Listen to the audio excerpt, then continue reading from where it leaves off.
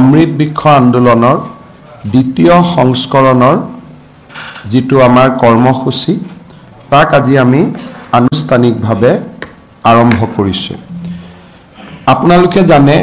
যে যোৱাবাৰ আমি 17 ছেপ্টেম্বৰ তাৰিখে অমৃত বৃক্ষ আন্দোলন সমগ্ৰ ৰাজ্যখনতে আৰম্ভ কৰিছিলো। অমৃত বৃক্ষ আন্দোলন যদিও 17 ছেপ্টেম্বৰত আৰম্ভ হৈছিল, 12 ছেপ্টেম্বৰৰ পৰাই আমি এই সমগ্ৰ প্ৰক্ৰিয়াটোক জনপ্ৰিয় কৰাৰ বাবে বিভিন্ন কাৰ্যসূচী হাতত লৈছিলো। চেপলিংছ বিতৰণ, নিৰ্দিষ্ট এলেকাত 10 লাখ গছ ৰোপণ বা বৃক্ষ ৰোপণ, ছাত্ৰ ছাত্ৰীসকলৰ মাজত আমি সমূহীয়া এটা বৃক্ষ ৰোপণ, অসমৰ মেপখন বৃক্ষ দি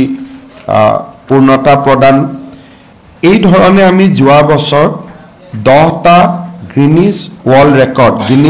ৰেকৰ্ড আমি স্থাপন কৰিছিলো আৰু 1,12,00,000 আমি গছ পুলি ৰোপণ কৰিছিলো। 17 ছেপ্টেম্বৰত গছ পুলি ৰোপণ হোৱাৰ পিছত বহুতৰ মনত শংকা আছিল যে এই গছ পুলি কেইটা বাচিবনে নাই। যি নহওক 17 ছেপ্টেম্বৰৰ ঠিক পিছতেই সুন্দৰ কৰি বৰষুণ আহে আৰু গছ পুলিবিলাক জীপাল হৈ উঠে। আমি কল চেণ্টাৰ প্ৰতিষ্ঠা কৰিছিলো যে যিসকলে গছ পুলি ৰুইছিল তেওঁলোকক আমি নিৰন্তৰভাৱে যোৱা বছৰটোত কল চেণ্টাৰৰ পৰা আমি ফোন কৰিছিলো যে গছ পুলিবিলাক বাচি আছে নে নাই, আৰু কৰবাত যদি গছ পুলিৰ মৃত্যু হৈছে বা মৰিছিলে আমি তাক লগে লগে ৰিপ্লেচ কৰি দিয়াৰো ব্যৱস্থা কৰিছিলো। আজি আমি আপোনালোকক অত্যন্ত আনন্দ সহকাৰে জনাব খোজো যে এই 1,12,00,000 গছ পুলি 90% গছ পুলি জীয়াই আছে আৰু সুন্দৰ কৰি ই প্ৰতিপালিত হৈছে। এই গছ পুলিখিনি জীয়াই থকাৰ মূল কাৰণটোৱে আছিল যে ই কমিউনিটি প্লেণ্টেশ্যন নাছিলে, যে আমি ৰাস্তাৰ দুই কাষে গছ পুলি ৰুই দিম, তেনেকুৱা প্লেণ্টেশ্যন নাছিলে। এই প্লেণ্টেশ্যনবিলাক মেইনলি আমি কেম্পাছৰ ভিতৰত আমি প্লেণ্টেশ্যন কৰাৰ বাবে আমি চেষ্টা কৰিছিলোঁ। যেনেকৈ বেটেলিয়নসকলে নিজৰ উইদিন দ্য বেটেলিয়ন কেম্পাছ, স্কুলে উইদিন দ্য স্কুল কেম্পাছ, আৰু ব্যক্তি বিশেষে যি গছ পুলি ৰোপণ কৰিছিল, বিশেষকৈ সেল্ফ হেল্প গ্ৰুপৰ মহিলাসকলে তেওঁলোকে নিজৰ ঘৰত এই গছ পুলিবোৰ ৰোপণ কৰিছিল। আৰু গছ পুলিবিলাক আমি এনেকৈ বিতৰণ কৰিছিলোঁ যাতে তাৰ এটা বাণিজ্যিক মূল্য থাকে, যাতে মানুহৰ মনত এটা নিজে এটা যে এই গছ পুলিকেইডাল আমি ডাঙৰ কৰিলে ভৱিষ্যতে ইয়াৰ পৰা আমি এটা বাণিজ্যিক মূল্য পাম। আৰু সেইকাৰণে আমি অগৰৰ দৰে যিবিলাক গছৰ এটা বাণিজ্যিক মূল্য আছে তেনেকুৱা ধৰণৰ গছ পুলিও আমি ৰোপণ কৰিছিলোঁ। আৰু তাৰ লগত শাল, চেগুন এই ধৰণৰ গছ পুলি আমি দিছিলোঁ যাতে এটা নিৰ্দিষ্ট সময়ৰ পিছত ৰাইজে সেই গছ পুলিকেইটি ব্যৱসায়িকভাৱে ব্যৱহাৰ কৰিব পাৰে। ব্যৱসায়িক মূল্য থকাৰ কাৰণে আৰু পৰিৱেশৰ ওপৰত এটা বহল যিটো ক'ব গ'লে গছ পুলি বচাবলৈ সক্ষম হৈছিলোঁ। যোৱাবাৰ অমৃত বৃক্ষ আন্দোলন আমি এটা কম সময়ৰ পৰিকল্পনাত আৰম্ভ কৰিছিলোঁ, সেইকাৰণে বহুখিনি গছ পুলি আমি প্ৰাইভেট নাৰ্চাৰীৰ পৰা নিবিদাৰ জৰিয়তে আমি কিনিবলগীয়া হৈছিল। যোৱাবাৰ 17 ছেপ্টেম্বৰ অকল এটা দিনতে আমি গছ পুলি ৰোৱাৰ কাৰণে এটা সময়ত আমাৰ ছাৰ্ভাৰ যি পৰ্টেলত আমি গছ পুলি ৰোৱা ফটো দিওঁ সেইটো ক্ৰেছ হৈ গৈছিলে। তাৰ কাৰণে আমি কিছু এটা সংশয়ৰ মাজেৰেও কিছু সময় আমি পাৰ কৰিব লাগিছিলে যেতিয়ালৈকে আমি ছাৰ্ভাৰটো আকৌ এবাৰ ফিক্স কৰি নিদিওঁ। ডিষ্ট্ৰিবিউশ্যন পইণ্ট কম হোৱাৰ কাৰণে মানুহৰ যিটো গছ পুলি কোনোবা এটা স্থানৰ পৰা আন এটা স্থানলৈ লৈ যাওঁতে কিছু কষ্টৰো সন্মুখীন হৈছিল। আমি আমাৰ স্বভাৱে নিকিনো বন বিভাগৰ নাৰ্সাৰীসমূহতে আমি গোটেই বছৰটো আমি গছপুলি আমি ৰোপণ কৰি তাক ডাঙৰ কৰি অমৃত বৃক্ষ আন্দোলনৰ সময়ত তাক ব্যৱহাৰৰ বাবে আমি উপযোগী কৰি তুলিম মন্ত্ৰী চন্দ্ৰমোহন পাটোৱাৰী ডাঙৰীয়া আৰু তেওঁৰ এণ্টায়াৰ টিমটোক মই ধন্যবাদ জনাম যে এই বছৰ বন বিভাগে 4 কোটি গছপুলি ইন হাউস অৰ্থাৎ আমাৰ নিজৰ নাৰ্সাৰীসমূহত আমি ৰোপণ কৰি তাক আমি অমৃত বৃক্ষ আন্দোলনৰ কাৰণে তাক আমি প্ৰস্তুত কৰি তুলিছো ইয়াৰ উপৰিও ফৰেষ্টত যেটো দৈনন্দিন যেটো প্লান্টেশন হয় তাৰ কাৰণেও আমি অতিৰিক্তকৈ আৰু আমি সেপলিংস বা পুলি আমি ডাঙৰ কৰিছো যিখিনি ফৰেষ্ট নাৰ্সাৰীৰ পৰা ফৰেষ্টতে ৰূপায়ন হ'ব আমি এটা দেখিছিলো যে এটা দিনতে যদি আমি গছ পুলি ৰু গিনিজ ওয়াৰ্ল্ড ৰেকৰ্ডৰ কাৰণে যোৱাবাৰ আমি কৰিছিলো কিন্তু মানুহখিনিয়ে গোটেই ডিপাৰ্টমেন্টৰ অফিচাৰখিনিয়ে সকলো জায়গাতে হিচৰিত হৈ সকলোকে যেটো প্ৰাইভেট নলেজ বা অকনমান কেনেকে গছ পুলিডাল ৰুব লাগে কেনেকে কি কৰিব লাগে তাৰ যিখিনি ৰাইজৰ লগত এটা খুব নিকট সম্পৰ্কত আহিব লাগে এদিনৰ কাৰ্যসূচী হলে তাক কৰাটো সম্ভৱ নহয় যে যোৱাবাৰ আমি 1 কোটি গছপুলি ৰুইছিলো এইবাৰ আমি 3 কোটি গছপুলি ৰুম আৰু ভৱিষ্যতৰ দিনত আমি আৰু গছপুলি বেছিকৈ ৰূপায়নৰ বাবে আমি চেষ্টা কৰিম আমাৰ টোটাল টাৰ্গেটটো হল যে 10 কোটি গছপুলি আমি 3 বা 4 বছৰৰ ভিতৰত আমি ৰোপণ কৰিব লাগে আৰু 10 কোটি গছপুলি যদি আমি ৰোপণ কৰিব পাৰো তেতিয়ালে মই বিশ্বাস কৰো যে ইন নেক্সট 5 to 6 ইয়াৰ্স আমি পৰিবেশৰ ওপৰত এটা যথেষ্ট পজিটিভ প্ৰভাৱ পেলাব পাৰিম আৰু সমান্তৰালকৈ এটা গছৰ বাণিজ্যিকৰণ কমাৰ্চিয়েলাইজেশনৰ প্ৰক্ৰিয়া এটাও আৰম্ভ হ'ব সেই দিশৰ পৰা এই বছৰ আমি 15 দিনত আমি 4 কোটি গছপুলি ৰূপায়নৰ বাবে আমি 3 কোটি গছপুলি আৰু 1 কোটি ৰিপ্লেসমেন্ট যাতে গছপুলি কেডাল যদি ঢুকাই বা মৃত্যু হয় লগে লগে তাক যাতে আমি ৰিপ্লেস কৰিব পাৰো তাৰ কাৰণে আমি 4 কোটি গছপুলি আমি তৈয়াৰী কৰি ৰাখিম 3 কোটি গছপুলি আমি ৰোপণ কৰিম আজি যেটো পোৰ্টেল আছে এই পোৰ্টেলটো আমাৰ কাৰণে কিয় ইম্পৰ্টেন্ট যে পোৰ্টেলত যি সকলে গছপুলি ৰুব তেওঁলোকে নিজৰ নামটো ৰেজিষ্টাৰ কৰিব ৰেজিষ্টাৰ কৰিলে গছপুলি ৰুৱা ফটোখন আমি আপলোড কৰিব পাৰিম এগেইনষ্ট দা ৰেজিষ্ট্ৰেচন নাম্বাৰ তেতিয়া আমাৰ ধাৰণা থাকিব যে হয় এওঁলোকে গছপুলিটো ৰোপণ কৰিছে আৰু সেই মানুহজনৰ নামত বা সেই ব্যক্তিজনৰ নামত এই গছপুলি কেডাল অংকিত হ'ব আৰু 16 বা 17 তাৰিখে পুলিবিলাক আৰ্টিফিশিয়াল ইন্টেলিজেন্সৰ জৰিয়তে আমি ক্যালকুলেট কৰি আমি আপোনালোকক ক'ব পাৰিম যে এক্সাক্ট কিমান গছপুলি ৰোপণ কৰা হ'ল এতিয়া আমাক বহুতে প্ৰশ্ন কৰিব পাৰে যে 1 কোটি 12 লাখ কেনেকৈ হ'ল কোনোবা ৰিপৰ্ট দিছে নেকি ৰিপৰ্ট নহয় যোৱাবাৰৰ ওয়েবসাইটটো কৰিব পাৰো অমৃত বৃক্ষ আন্দোলনৰ সময়টো আমি কৰিব পাৰো সেই কাৰণে যি সকল ব্যক্তিয়ে সাধাৰণতে আমি এই প্ৰগ্ৰামটো ASHA worker anganwadi worker SHG member educational institute police department tea garden government officer এই সকলক আমি ইনভলভ কৰো এইবাৰ আমি army air force Assam Rifles ডিফেন্সকো আমি ইনভলভ কৰিছো আৰু লগত যি সকল ব্যক্তিয়ে প্ৰধানমন্ত্ৰী মোদী ডাঙৰীয়াৰ এক পেৰ মাঁ কে নাম এই কাৰ্যসূচীত নিজক জড়িত কৰিব খোজে তেওঁলোকে ব্যক্তিও যদি এই অনুষ্ঠান কোনোবা এসএইচজিৰ মেম্বাৰ নহয় কোনোবা স্কুলৰ ষ্টুডেন্ট নহয় কলেজৰ ষ্টুডেন্ট নহয় কোনোবা অঙ্গনবাদী নহয় আশা নহয় পুলিশ নহয় ডিফেন্স পাৰ্সনেল নহয় এনজিও নহয় মই এজন ব্যক্তি কিন্তু সেই ব্যক্তিজনেও পোৰ্টেলত ৰেজিষ্টাৰ কৰাৰ কাৰণে সুবিধা পাব এই গোটেই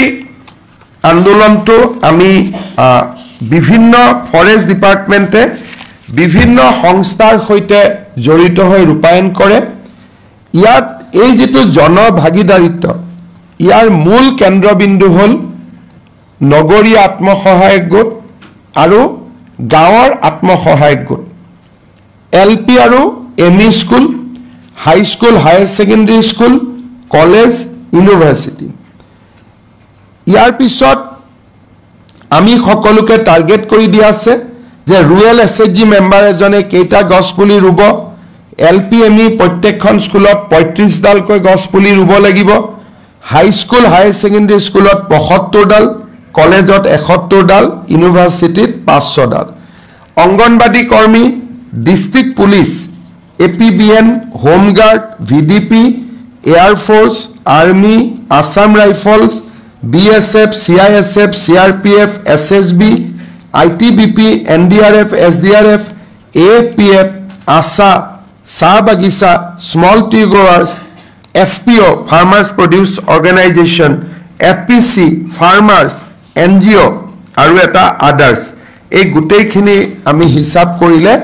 3 কোটি টাৰ্গেট এটা আমি পাব পাৰো জিলা ওয়াইজও আমি টাৰ্গেট বনাই দিছো বঙাইগাঁৱত ইমান বৰপেটাত ইমান সেই ধৰণে আমাৰ ডিসি সকলেও এই গুটেই ব্যৱস্থাটো যোগ দিব মই আগতে কৈছো যে ডিস্ট্ৰিবিউশন পইণ্টস যিমানে হয় কামখিনি কৰিবৰ কাৰণে কিমানে সুবিধা হয় এইবাৰ আমি 4000 ডিস্ট্ৰিবিউশন পইণ্টস আমি ৰাখিম যেনেকে ইলেকশনত EVM বিতৰণৰ কাৰণে এটা ডিস্ট্ৰিবিউশন পইণ্টস হয় আকৌ ভোটৰ সময়ত লৈ যায় ভোটৰ সময়ত ঘূৰাই লৈ আহে তেনেকে আমি 4000 ডিস্ট্ৰিবিউশন পইণ্টস ৰাখিম যাতে মানুহে ঘৰৰ নিচেই কাখতে এই সুবিধা পাব পাৰে মই বন বিভাগৰ মন্ত্ৰী চন্দ্ৰমোহন পাটোৱাৰী ডাঙৰীয়া আৰু তেওঁৰ এন্টায়াৰ টিমটোক মই আগতীয়াকৈ শুভেচ্ছা জনাইছো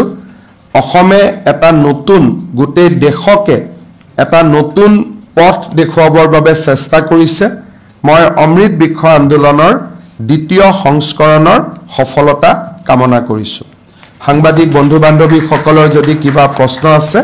মই প্ৰশ্নৰ উত্তৰ দিব পাৰো Sir, last year the 1.12 crore saplings were planted and Assam has created the 10 Guinness World Record. This time the target is to 3 crore saplings plantation. So will the Assam will able to create its or break up its own records? This time we are not focusing on records because whatever we have to achieve to create a impression about Assam, we have created that. So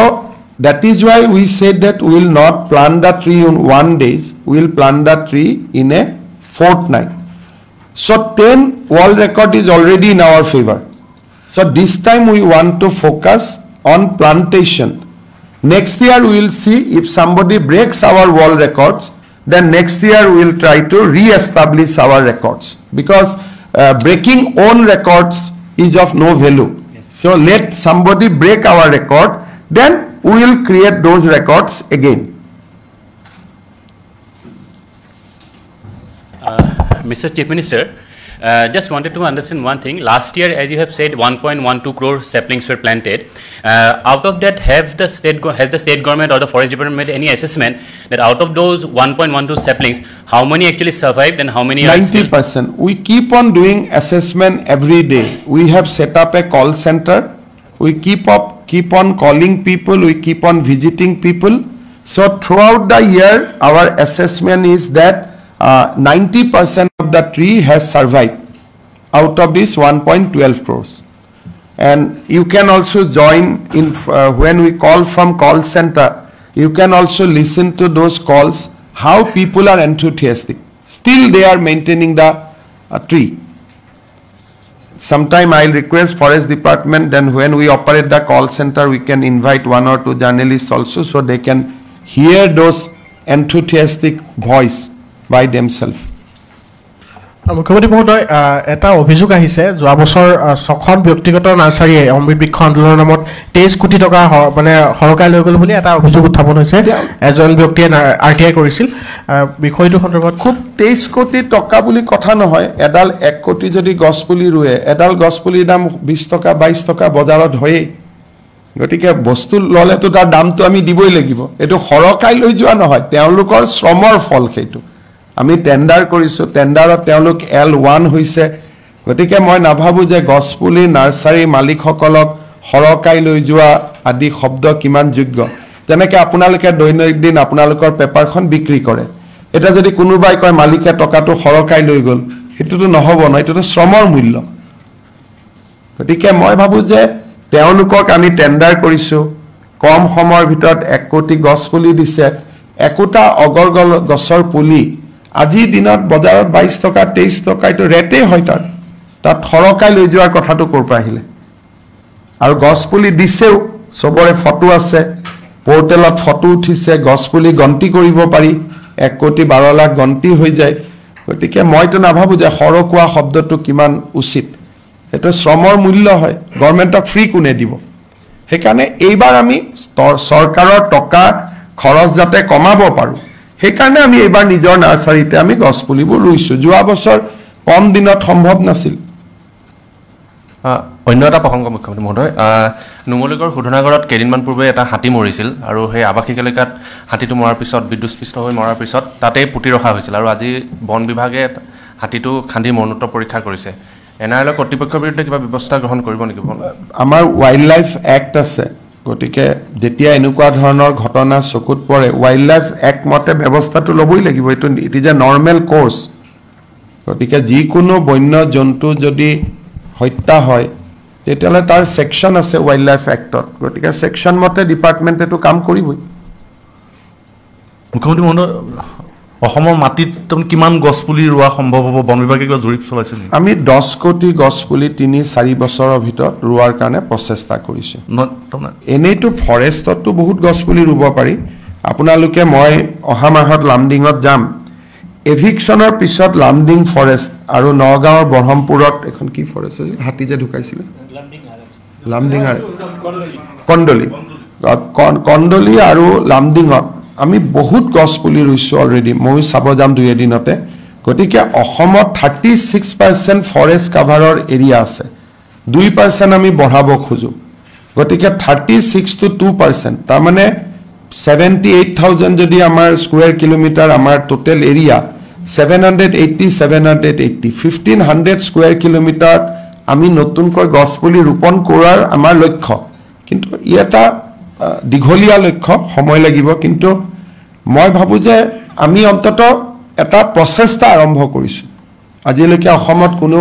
এই কামবিলাক কৰা নাছিলে আমি অন্তত আৰম্ভ কৰি দিলোঁ আৰু 3-4 বছৰত আমি 10 কোটি গছ পুলি ৰুই ল'ম Sir, any estimation of the total participation in this year? This year, our participation will be, we have a tentative list. We'll have, generally we are calculating, we'll 50 lakhs. Basically, जैसे we have 37 lakhs SHG rural. So that 37 lakhs you can count. Then SHG urban is 3 lakhs. LPME school student, again that there is a calculation, the 39,000 LPME schools are there, high school 5,153. So like we have calculated, we will have 50 lakhs individual participation, but within that 50 lakhs there are many. When we said that college will calculate one, but within college many students will participate, so that we will able to know the exact number of participants on the day of portal, that how much actually people has joined, but we are estimating 50 lakhs people will participate. মুখ্যমন্ত্ৰী মহোদয় আপুনি যদিও বা 90% গছ পুলি জীয়াই আছে বুলি কৈছে তথাপি কিন্তু বহু ঠাইত আমালৈ যিসমূহ বাতৰি আহে তাত আমি দেখিছোঁ যে প্ৰতিপালনৰ অভাৱত বহু গছ পুলি মৰি গৈছে সব প্ৰতিপালন কোনে কৰিব মোৰ নিজৰ ঘৰতে আছে আৰু মই যেতিয়া মহিলাসকলক গৈ সুধো যে বাইদেউ গছ পুলি কেডাল আছে নাই বোলে ধুনীয়াকৈ ডাঙৰ হৈছে গতিকে আপোনালোকে যদি প্ৰথম কথা গছ পুলিডাল মাৰিব কোনে আমাৰ অসমীয়া মহিলাই গছ পুলিডাল মাৰিব জানো গতিকে সমস্যা হৈছে যে আপোনালোকক যোনে বাতৰি দিয়ে তেওঁলোকে আমাৰ আই মাতৃসকলৰ ওপৰত প্ৰশ্নবোধক চিন আনি দিয়ে গছ পুলিডাল কোনো চৰকাৰী জাগাত ৰোপণ হোৱা নাই আপোনাৰ মায়ে দুডাল গছ পুলি ৰৈ গৈছে তো এতিয়া আপোনাৰ মাক আপুনি বিশ্বাস কৰিবনে আহি থকা বাতৰিখিনিক বিশ্বাস কৰিব